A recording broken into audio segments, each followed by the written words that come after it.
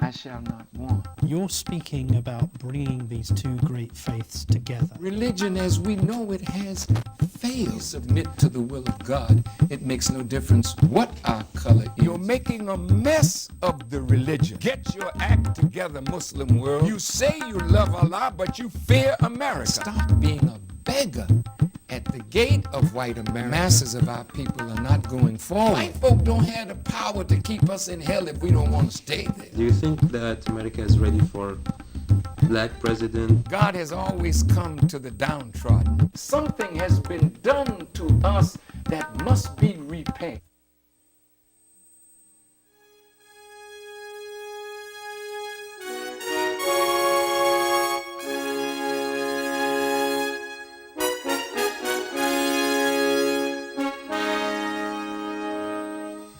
From the Henan Headquarters Studio, through your host, Student Minister Rodney Mohammed.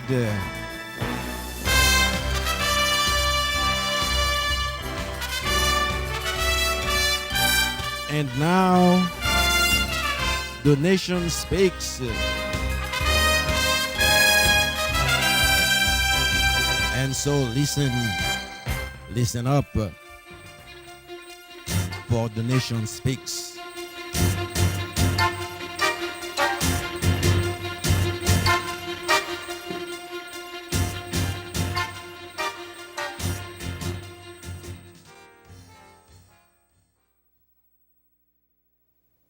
Greetings to you. Welcome to the Nation of Islam Respect for Life series, The Hour of Power. You have the opportunity to call up your friends and your neighbors right now and have them to tune in to The Nation Speaks, the Nation of Islam. We hope that you're doing well, and we hope that you would listen very carefully to the entire program. The principal speaker is the Most Honorable Minister Louis Farrakhan, National Representative of the Honorable Elijah Muhammad, Messenger of Allah. You are invited to visit Muhammad's Mosque, number 11, brothers and sisters. Our doors open every Sunday morning at 10:30. Lecture begins at 11 a.m. We're located at 10 Washington Street, right in Grove Hall, to hear more of the life-giving teachings of the Most Honorable Elijah Muhammad. You can tune in to WRBB 104.9 FM radio station every Sunday morning from 9:15 to 10 a.m. to hear the Honorable Minister Louis Farrakhan. You can also go to the internet, wrbbradio.org at that time.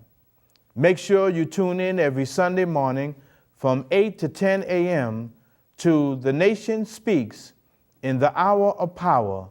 The Honorable Minister Louis Farrakhan is on for 2 hours, so you will have the opportunity to hear from him yourself, and you can make your own assessment, and you'll know that the man is telling us the truth, for he is the servant of Almighty God, Allah. So, brothers and sisters, you have plenty of viewing to do on Sunday morning from 8 to 10 a.m. just before you go to church or wherever you go in the city to enjoy the rest of the day. So we want you to pick up the Final Call newspaper, if the camera can now focus on the Nation of Islam weekly publication, better known as the Final Call newspaper. The Final Call newspaper is right on time, and the headlines for this particular edition is Crack, the CIA and Black America's drug problem or crisis. Look at what happened in the 1980s with crack and cocaine, when black people were beginning to do for self, beginning to rise, and black consciousness was up and going. But now, today, it's a different story. We are always struggling against the dark forces of this world, the powers that be, to try to keep the black man and woman down. But God says, truth crushed to the earth will rise again. So no matter what the schemes and plans are of our enemies, we will always be successful as long as God is with us. So we thank you for tuning in to the Nation of Islam's program. Want to go right to our interview. We have the producer of The Nation Speaks with us in the studio, better known as Brother Rony, RAPHAEL. Welcome to the program that you produce, Brother Rony. Thank you so much. It's my pleasure. Good to be with you. Absolutely. You have been producing this program for many years. Yes, sir. Can you tell the audience what inspired you to get into the TV business and start your own program? First and foremost, in the name of Allah, the Beneficent, the Merciful, we give Him praise and thanks for Moses and the Torah, for Jesus and the Gospel, for Muhammad and the Holy Quran. If we were to live 1,000 years, we could never thank Allah enough for His intervention in our affairs, in raising the teacher, the guide, the exalted Christ, the living Christ, the most honorable Elijah Muhammad. And as if that love is not enough, He gave us an extension of the living Christ in the person of the Honorable Minister Louis Farrakhan. We call him affectionately the Prince of Peace, the Morning Star, the Wonderful Counselor. And I believe, Brother Rodney, the world would have been in a better place had they listened carefully, attentively to the teachings of the Most Honorable Elijah Muhammad through his spiritual servant, the Honorable Minister Louis Farrakhan. Yes, sir. To answer your question, what inspired me is that when I grew up in Haiti, I'm from Haiti, when I was very little, my brother, who is a journalist, as we speak, he writes for the national newspaper called Le Nouvelliste. But prior to that, he used to be a broadcaster for one of the most famous radio stations in Haiti called Radio Métropole. And as I was little, he used to take me under his wings to the radio station. And there, my love have grown immensely for broadcasting, which led me to study media communications at the University of Massachusetts. And later on, that led me to television right now. Now, did you do broadcasting prior to here? Yes. When I was in Haiti, I began my journey as a broadcaster. But very soon thereafter, I left Haiti to come to pursue a higher degree here in the United States. Let's talk a little bit about the history of Haiti. Yes, sir. Haiti is a great country. Great warriors and leaders came out of Haiti throughout the annals of history as freedom fighters for our people. Yes, sir. Now, when you lived in Haiti, did you live there during the time of Baby Doc? And can you tell us what that was like? Sure. In retrospect, I may say that these are the moments that were most peaceful for me in Haiti. I know there's controversy regarding Baby Doc, but truth must be told. Haiti was very peaceful. I could walk into the streets of Haiti at 1 or 2 a.m. and one would feel very secure, very safe. But that doesn't negate the fact that Baby Doc was a dictator. That doesn't negate the fact that it was a repressive government, because from his father, which is Papa Doc, onto the son, a lot of great minds from Haiti had to leave the country. So we had a brain drain out from Haiti.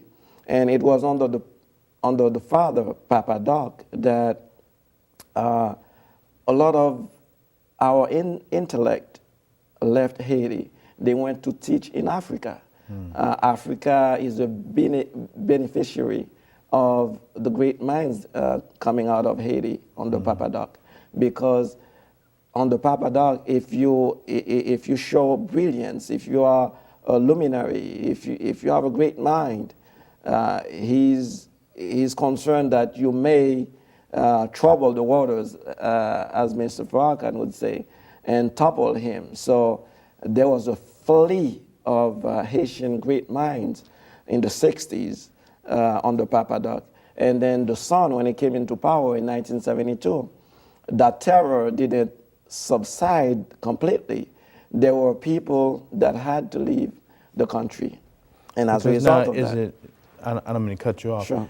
I'm sorry, can you finish your point? Because I want to... So as a result of that, Haiti, from Baby Doc until now, has not known the great minds that it used to have. And so from 86, from the time when Baby Doc left Haiti, to now, we have a generation that has not known a good cycle of education. Because we had, remember, Aristide came onto power, he got toppled by the military junta. And so students who are in school, they couldn't complete their cycles, the school cycle, whether it's in high school or at the university level. And you had a repeat of that after Aristide was deposed and he came back and got picked up again, if you will. So we have been in turmoil for quite some time now, and as a Haitian, I'm concerned because I'm asking myself, just like Hagar in the wilderness, when cometh my help? Because Haiti is my homeland. There is no place like home. No other place like home. Absolutely. Baby Doc, Yes, sir. they both, the father and the son, they were controlled by the United States government Yes, sir. and other Western forces to oppress our people. How was it like? I know you said it was safe to you. You was a very, very young man then. Right. But how did you feel when you became knowledgeable of the ruthlessness of such rulers in your own land? Well, as a student of my former history teacher in high school, his name is Remy Zamor, and may God be pleased with his soul. He taught us about the greatness of Toussaint Louverture, the greatness of Dessalines, Christophe. And Mr. Farrakhan, truth must be told, always alluded to the great giants. And in fact, he has said himself that the Haitians are sleeping giants. So all we need to do is to wake up.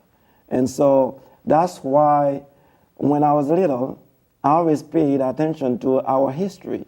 And so this history teacher, he was so great. And he has a language that was very distinct. You could easily understand him. And so from him, I picked up interest in knowing more about our history. And little did I know, and as an observer around me in Haiti, when we wanted to know the news about the world, we had to tune in our quiet corner to a radio station from Havana, Cuba. So that tells you that, yes, it was a repressive government. What is it about Haiti? What is it about Haiti that the enemy wanted to destroy it? Not only the leadership in Haiti through black hands, but also the land. I've never been to Haiti, but I understand it's a beautiful country. Yes, sir. It used to be called the Pearl of the Caribbean. No longer such, sadly. Haiti has a history that must be told. And the world, for example, in the U.S., in high school, the history of Haiti should be taught in high school. And had that be done, our brothers, our youngsters would embrace each other. Our black brothers here in North America would embrace us from the Caribbean. But Haiti, in fact, from the very beginning, from its very inception, has been demised by the so-called powers that be. You have France, for example, who was the colonial masters of the land. They got, unfortunately, kicked, you know where, by the greatest minds ever live on the face of the planet Earth. Toussaint Louverture, Dessalines, Christophe. And what is so puzzling in the minds of the powers that be, quote unquote, is that they thought that by crushing the mind of Toussaint Louverture, they could get rid of the process of independence. But Haiti, you know, the seeds have been laid already by Toussaint Louverture, and therefore the independence went forward, and we became the first black nation on the face of the planet Earth. Can you say something in your language to the listeners?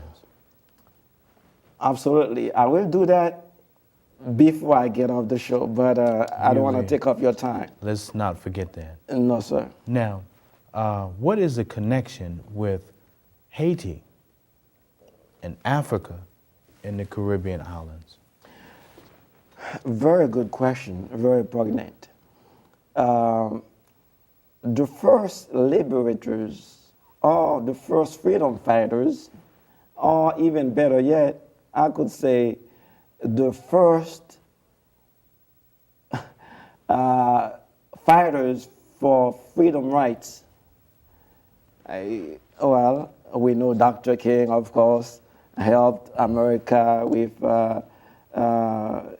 civil rights, but just go further, and then you will see that Haitians are really they are at the forefront of civil rights. We taught the world that we as human beings should not be negated. We as human beings have a right to self-defense and self-proclamation. And self-determination. And self-determination.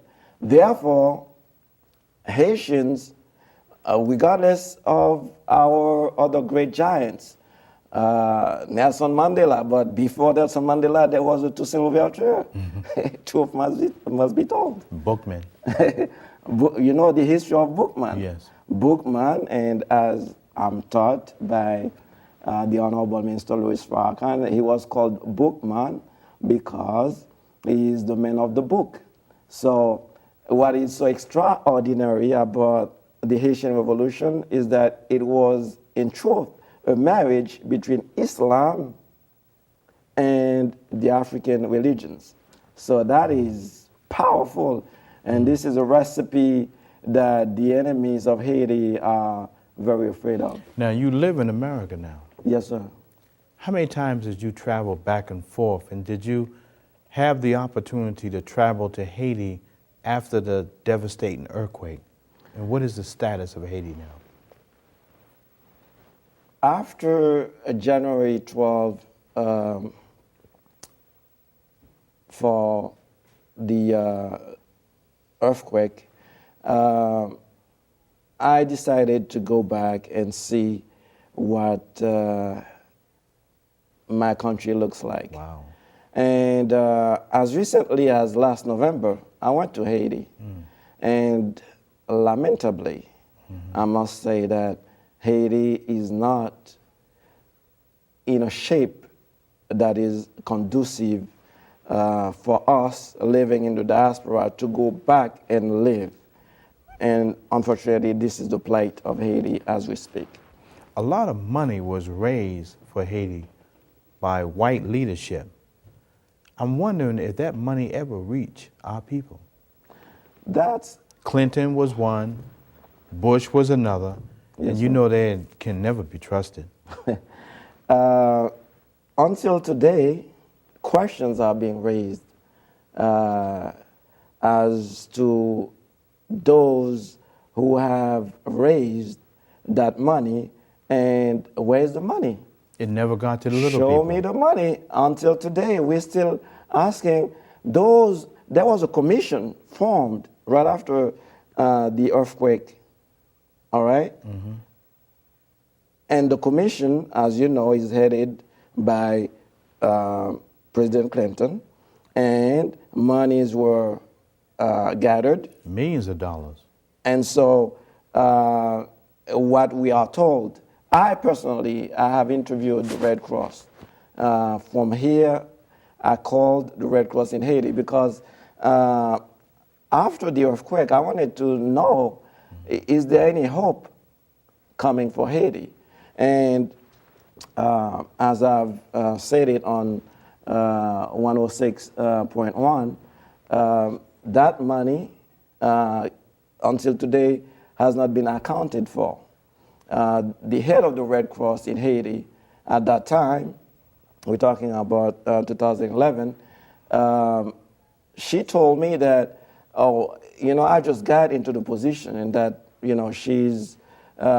she just graduated from some school in the U.S. And That's why we need a black cross, so, if we're going to have a cross at all. you understand? So she got drafted into the job, didn't even know, okay, what the steps are. Very little qualification.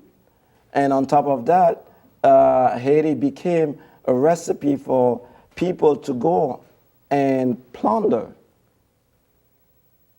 out of our misery.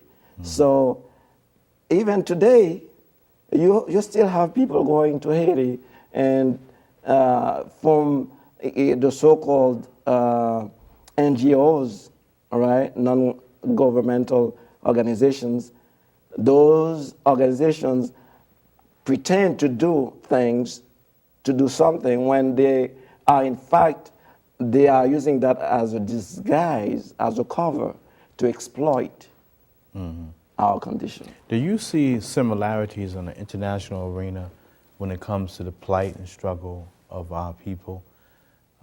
Do you see connecting the dots since you've been in America for over a decade, right? Oh, no. If not more than that. Yeah, close to 3 decades. Okay. So do you see a similarity since you have traveled to Haiti, I think about 12 times, right? Countless times. Countless times. Yeah, that's my Do you home see land. a similarity in the struggle, the plight of our people, in connecting the dots in the international arena? That's a very good question. I've been to Africa. I've been to the West Coast in particular. And Haiti is a country that is poor, that is true, but I've seen greater poverty in Africa. So the question keeps coming to my mind, why everywhere on the face of the planet Earth, our people are at the bottom, if not in the bottomless pit? That has resonated into my mind many times. And when you travel to the Caribbean, same thing. Whatever country you go to, Brother Rodney, the black is in the worse condition than everybody else. Is that a design? Is that by design some kind of way? It is Why obvious. are people afraid of the black man rising? Well, here's the good part of the story. The good part of the story is this. As it was in the beginning, so shall it be in the end. I take comfort in knowing that a man has been raised to do this job, to reverse the plight of not just black people, but all oppressed people. And I make no bones about it by saying to the world that, yes, indeed, listen carefully to the Honorable Minister Louis Farrakhan. As I said from the very beginning, humanity would be in a better place if you listen carefully to to the words of wisdom and guidance coming from Allah through His servant, the Honorable Minister Louis Farrakhan. What would you like to say in your closing remarks? Thank you for answering these questions in your closing remarks. And I want to thank you for being a producer for many, many years. Yes, sir. Along with Brother Charlie for the Nations program. Yes, sir. Because we need vehicles like this to really get the word out. But the praise is not to me, Brother Rodney. Our praise is due to the Creator. Our praise is due to Allah. Absolutely, but He used you as an instrument for His own glory, because Praise you're to the Allah. one pushing the buttons along with your staff. Yes, sir. To make this happen so that people can hear the words of the servant of God, and that inspires their life and impacts their lives more than we can ever imagine. Yes, sir. So I want to publicly thank you for that. Oh, thank you so much. And thank you to you as well, because countless years you've been before the camera, and not too many people get the strength. As Mr. Farrakhan would say, and I love to quote him, forgive me, he would say, if you do not have the fortitude, all right, then step back. But you never step back. You're always at the forefront of the struggle of our people. All praise is due to Allah. And in closing, I think that much more work needs to be done.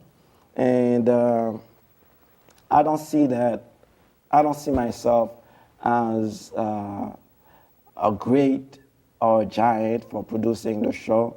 I think it is a duty that Allah has bestowed upon me, and I thank Allah for allowing me to serve Him and His people.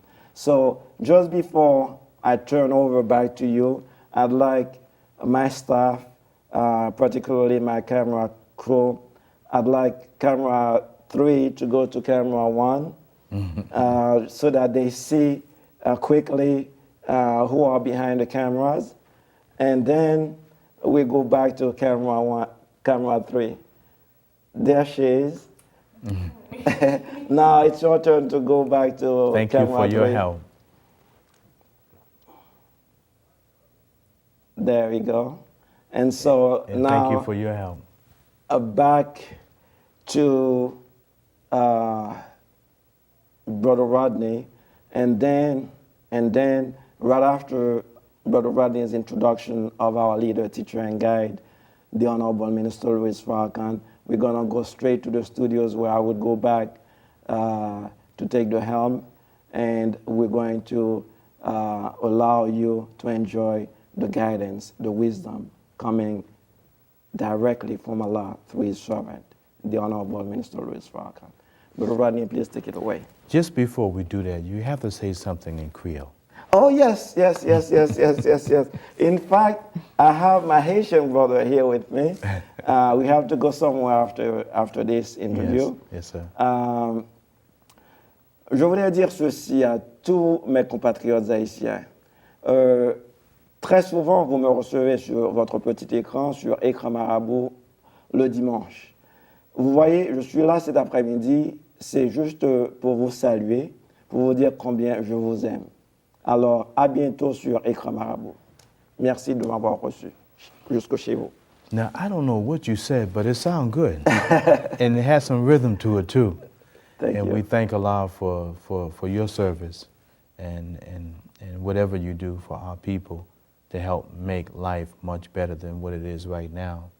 And for those who are viewing, Brother Rony has an extensive staff, and he showed us 2 of them, but the others, the reason why he couldn't show you the rest is because they are in the situation room. in the situation room, you know. That's right. And Houston does not have a problem. No, sir. So we thank you, Brother Rony, Yes, sir. for coming on Yes, sir. your program. Yes, Thank sir. you so much, and Thank you. keep up the good work. Thank you. Yes, sir.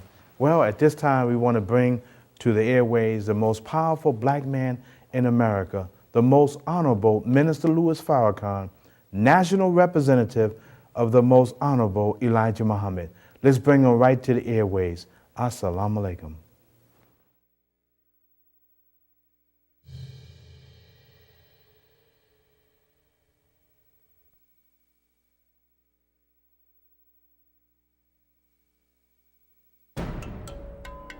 Think not that I come to bring peace.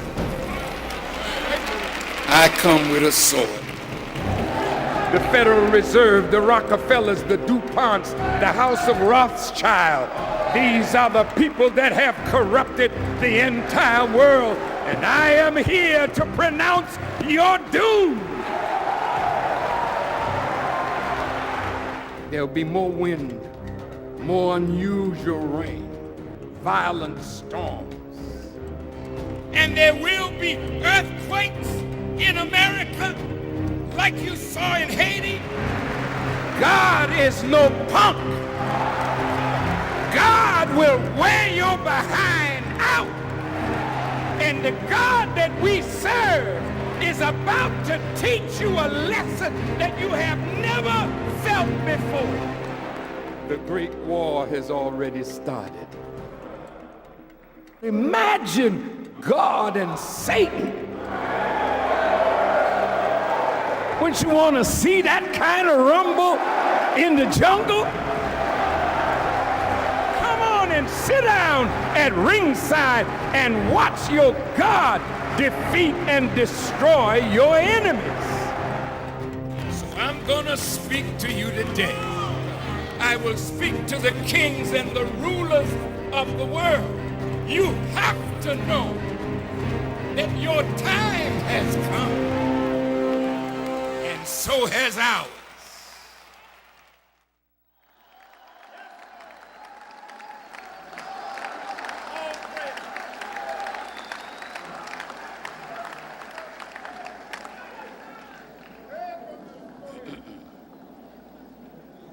In the name of Allah, the Beneficent, the Merciful, we thank Him for His greatness, His goodness, and His mercy to the human family.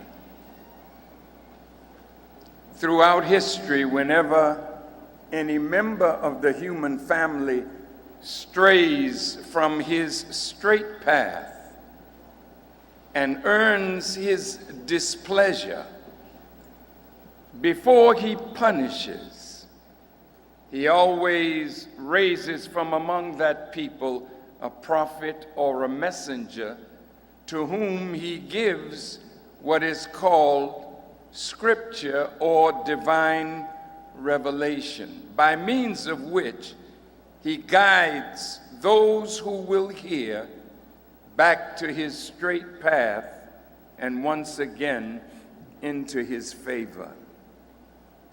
We thank Allah for Moses and the Israelite prophets that gave us the Torah or the Old Testament.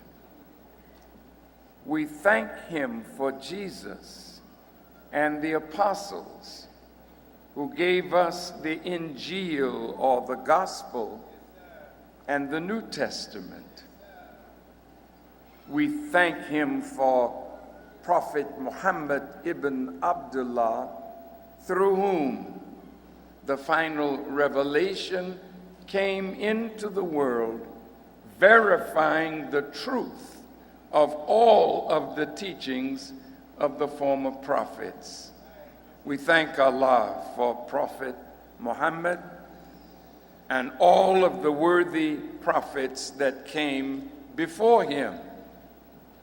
I am a student of the Honorable Elijah Muhammad, and I could never thank Allah enough for His merciful intervention in our affairs, in the person of Master Fard Muhammad, to whom praise is due forever, the great Mahdi or guide, who came to North America to get the black man and woman of America up from the foot of our former slave masters and their children, to civilize us, to make a new nation out of us, and then spread that guidance that He deposited in us and with us to all of humanity,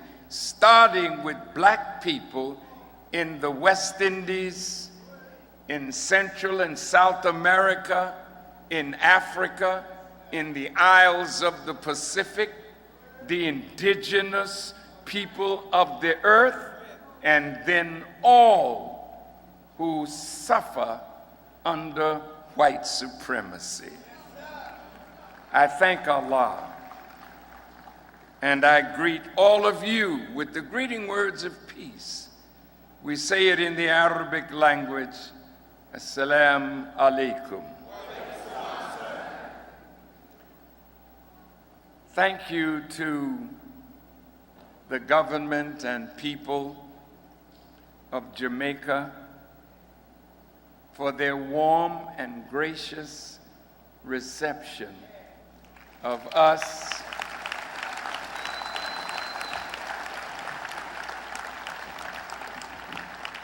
through customs, through the airport, on the highways. We have felt very much at home.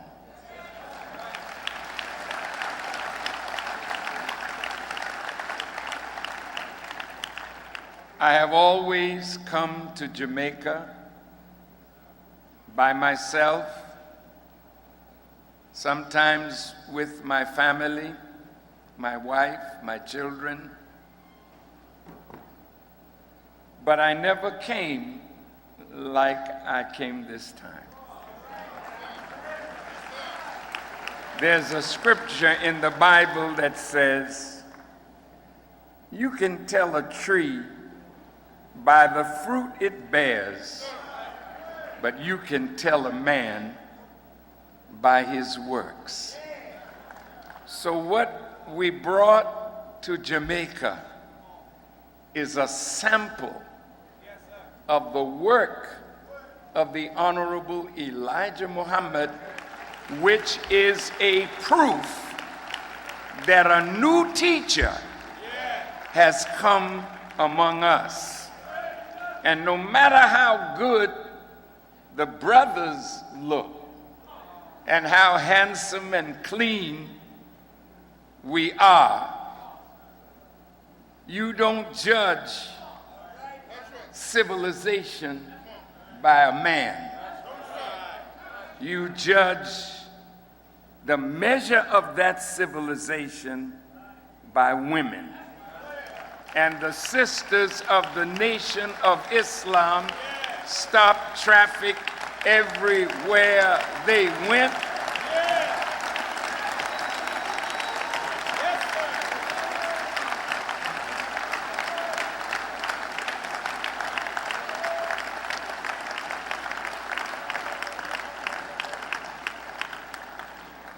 Their high degree of civilized behavior when they watched us in the hotels or wherever we met each other.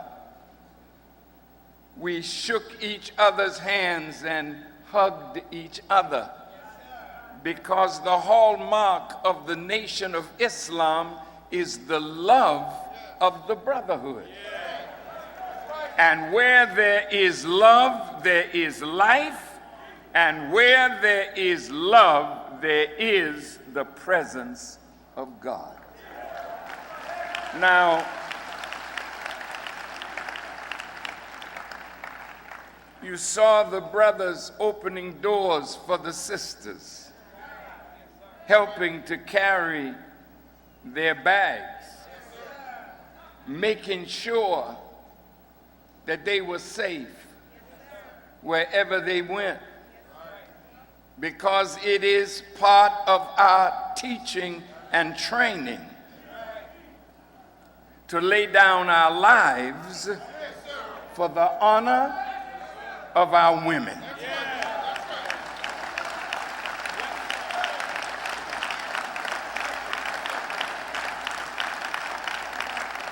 We will never be respected as a people until we show honor, love, and respect for our women.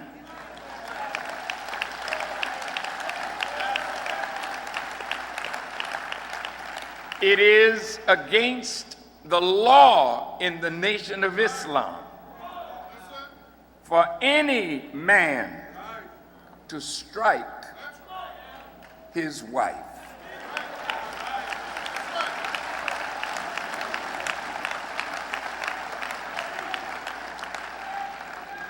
And any man that strikes a woman is showing his mental incapacity to handle the woman.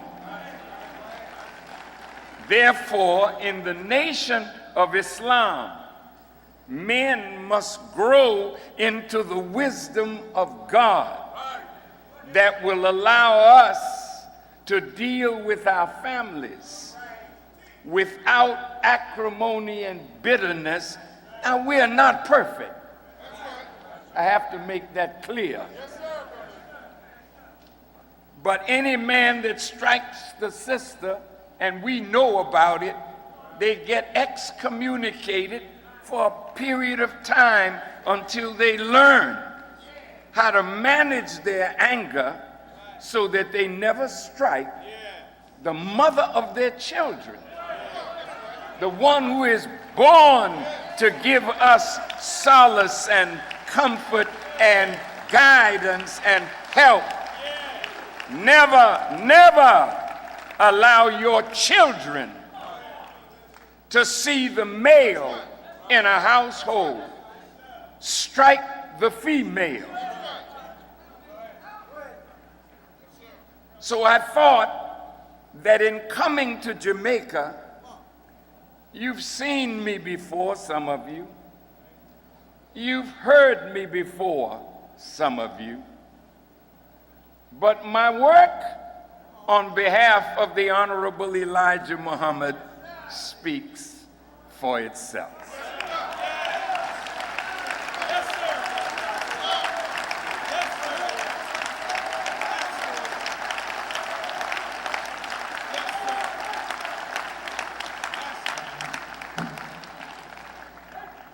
Jamaica,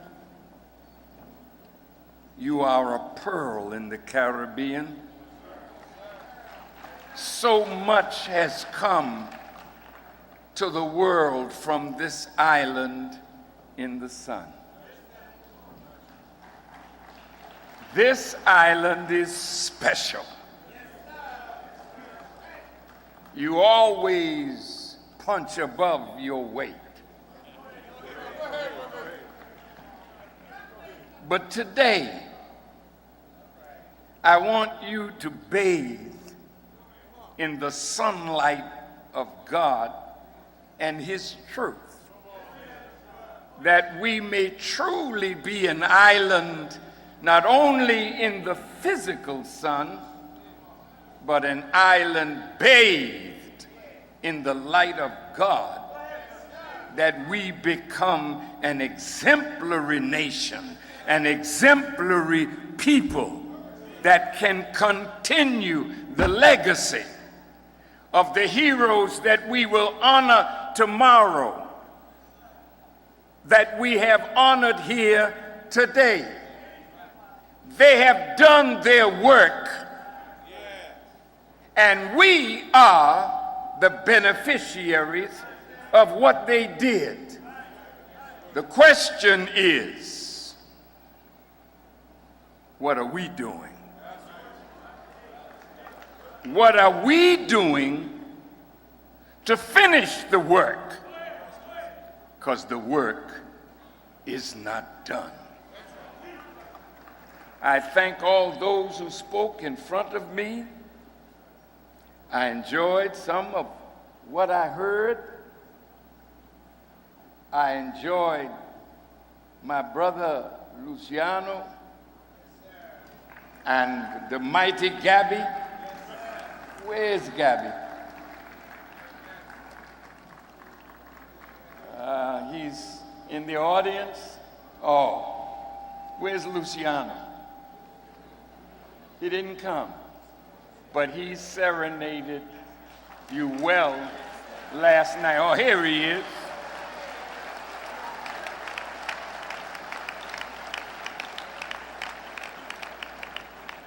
I want you to know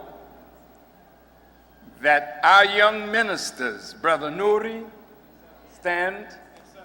Brother Ishmael, stand. They spoke in the prison yesterday.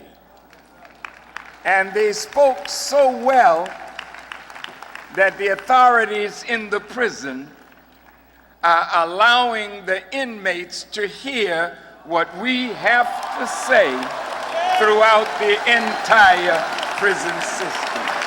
Thank you.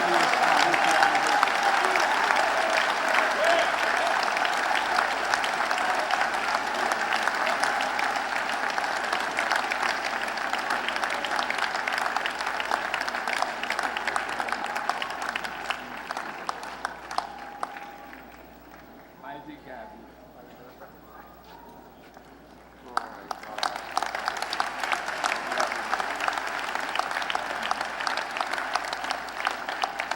You may ask, Farrakhan, why would you hug Mighty Gabby from Barbados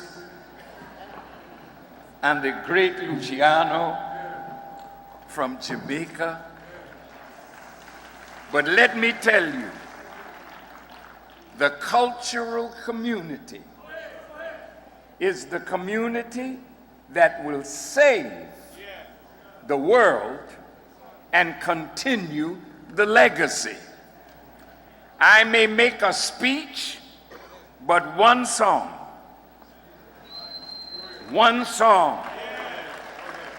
as Bob Marley proved, one song can wake up nations. So the cultural community must rise and be infused with the ideas that lead to liberation. So today, I am so happy to be here, and I thank all of the brothers and sisters who made this journey. And I hope that Jamaica will inspire you to tell others and come back again and again and again, because this is my father's home, therefore it is my home, therefore it is your home.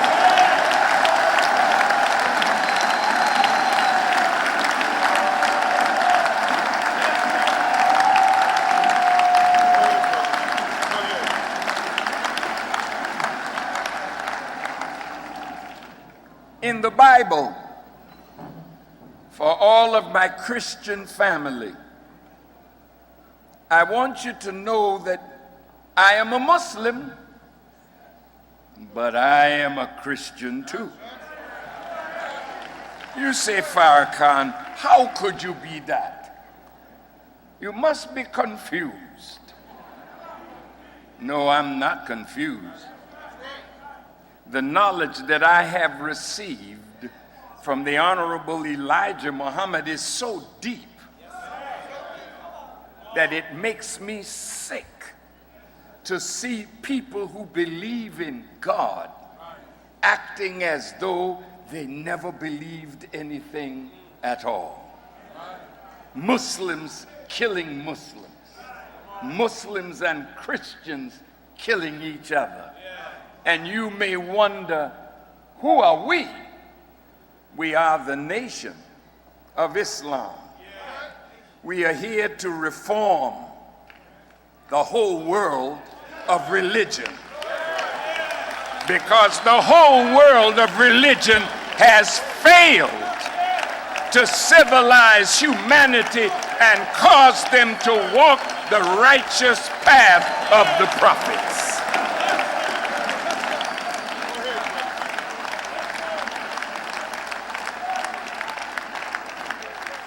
Religion needs to be reformed. Going to church is fine. Going to the mosque or masjid is fine. Going to the synagogue is fine. Going to any place of worship is fine. But the problem is not with those who believe. The problem is in the streets.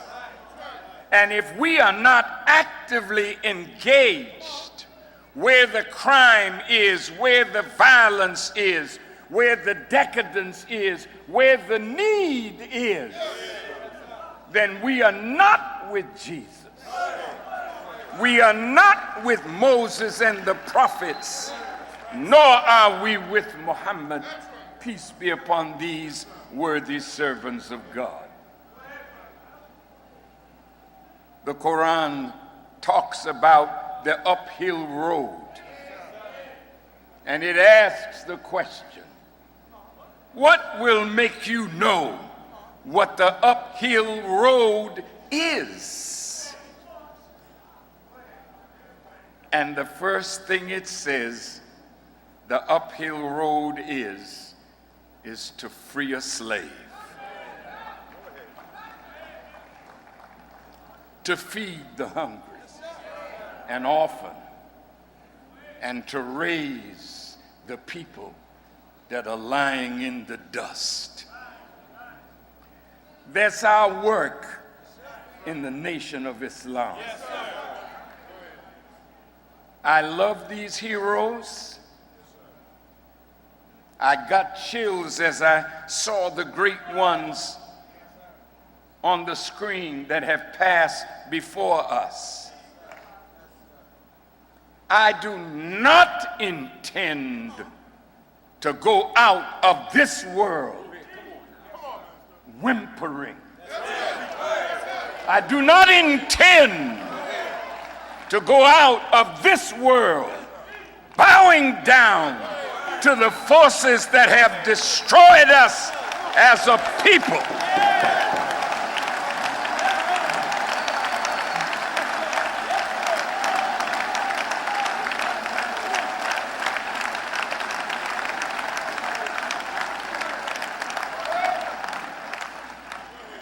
I'm 81 years of age,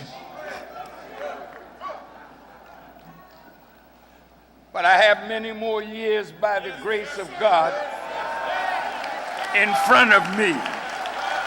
But every second, every minute, every day, every week, every month, every year. Thank you for watching. And most importantly, thank you for listening to the teachings of the Most Honorable Elijah Muhammad. As the nation speaks, please continue to listen and listen up. This has been a presentation of the Nation of Islam. You can also watch this program over on Monday at 10 a.m. See you then.